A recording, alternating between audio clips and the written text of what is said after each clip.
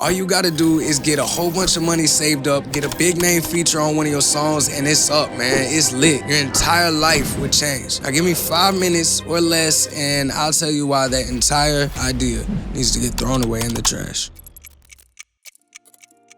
The whole concept of saving up your money to get one of these bigger artists on one of your songs, it really just doesn't make sense. And I don't know what resources you have at your disposal, but if you're saving up money to get one of these big features, you're not just spending your money, you're also spending your time, because it's the time it takes to save up for it, right? So instead of using the money that you do have on any type of marketing strategy whatsoever, you're saving it up for this big idea that you've conceptualized in your head, that if you had so-and-so artist on your song, everything would be different for you. You're like, bro, that's a steal. I could really just get so-and-so on here, and they on the come up. Whatever you have in your mind where you're just like, let me just save up some bread. I want you to think about something.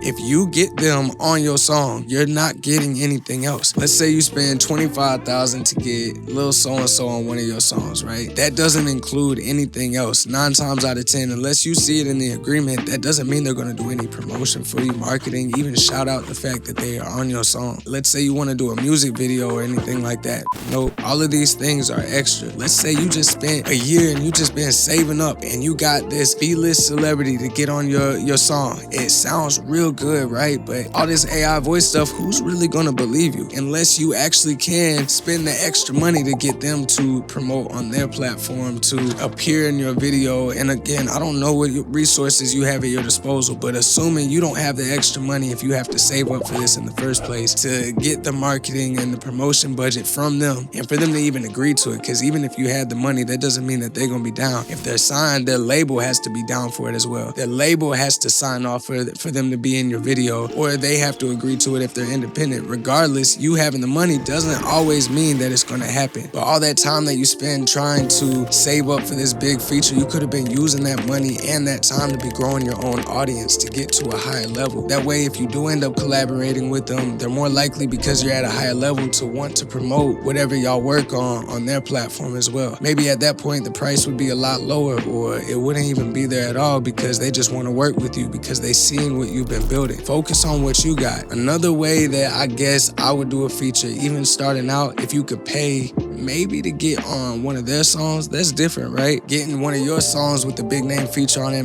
might have some people scratching their heads like, all right, it sounds good, but getting one of your verses on one of these big name feature songs, it might be a lot harder to place, but I could see that being a lot more beneficial as well. But 9 times out of 10, throwing money at a bigger name artist isn't gonna get you on one of their songs. Whether you got a feature on your song or not, I'm sure the main thing that's running through your mind is, how am I gonna get my music heard? And one good way to do that is by performing live. Before you go pay to get in some showcase, make sure you watch this video, because it might not turn out how you expect it to.